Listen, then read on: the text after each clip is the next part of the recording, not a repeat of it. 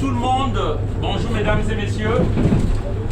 Rapidement, j'aimerais pas déranger votre voyage juste pour 3 minutes. C'est pas pour faire de la manche. Rassurez-vous. J'ai un message par rapport à l'Afrique. J'ai un message à donner aux citoyens français. Le citoyen français se demande souvent pourquoi il y a l'immigration. Pourquoi les Africains viennent ici, dans ce pays-là? Parce que je suis un immigré africain, je suis un exilé. J'aimerais expliquer aux citoyens français qui ne savent pas pourquoi nous venons ici, qui s'étonnent. Il faut savoir que l'élite française, ceux-là qui désignent les dictateurs qui sont en Afrique, les dirigeants qui sont en Afrique, ne sont pas choisis par les Africains. C'est choisi par cette élite qui est ici. Pourquoi? Parce que l'économie de la France est adossée à l'économie africaine.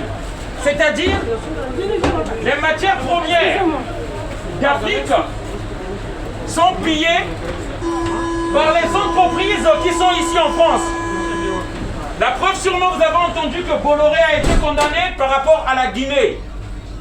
Toutes les grandes entreprises françaises sont en Afrique. Que ce soit Bolloré, que ce soit Total, que ce soit Bouygues, que ce soit pour l'uranium pour lequel se traîne la Orano au Niger. Ce sont les dirigeants français qui nous imposent des dictateurs chez nous, dans nos pays. Et c'est cela que nous fouillons, ces mêmes dictateurs-là. Moi qui vous parle là, je me sens prisonnier ici. Beaucoup d'Africains comme moi, nous aimerons rentrer chez nous. Nous aimerons aller investir en Afrique. Mais on est bloqué dans ce pays-là. Pourquoi? Parce que nos pays sont pris en otage. L'armée française qui se trouve au Niger, l'armée française qui se trouve au Gabon, l'armée française qui se trouve au Sénégal, au Tchad. Cette armée est là pour consolider le pouvoir des dictateurs. La France a un siège à l'ONU. Si la France luttait pour que ces dictatures-là puissent disparaître, ils pouvaient voter des mentions à l'ONU pour que nous puissions tous coincer ces dictateurs. Ces dictateurs-là ont leur compte ici en France. La France peut bloquer ces comptes-là. Ces dictateurs-là demandent des visas, ils viennent en France ici. Mais la France ne le fait jamais, parce qu'ils sont complices. Alors, en 2022, nous aurons des élections bientôt. J'appelle à tous ces citoyens-là qui font le combat pour la liberté de l'Afrique, qui veulent que les Africains restent chez eux pour qu'il n'y ait pas l'immigration. Nous devons nous lever contre cette oligarchie-là. Que ce soit la gauche ou la droite, ce sont les mêmes.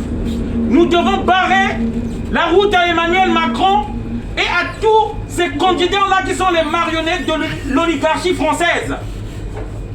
Je ne vais pas vous expliquer que c'est cette même oligarchie qui a racheté les télés comme les BFM TV, comme les CNews. C'est cette oligarchie qui est maître des entreprises qui sont en Afrique. C'est cette oligarchie qui organise des guerres qui sont en Afrique. Voilà le message que je voulais faire passer à tous les citoyens français. 2022, plus de Macron. Nous ne voulons plus de Macron en 2022. Parce que c'est les Macron qui perpétuent le système de la France-Afrique dans la 5e République. Ce sont les Macron avec les Jean-Yves Le Drian qui imposent des dictateurs en Afrique. Vous n'allez pas imaginer que Alassane Ouattara de la Côte d'Ivoire a été imposé en 2011 par la France de Nicolas Sarkozy. Je termine par là pour dire la jeunesse africaine est très en colère par rapport à la politique de l'oligarchie française. La jeunesse africaine est très en colère et ces gens-là parlent en votre nom. Pour la jeunesse africaine, ils pensent que le peuple français est complice de cette politique criminelle qui est en Afrique aujourd'hui.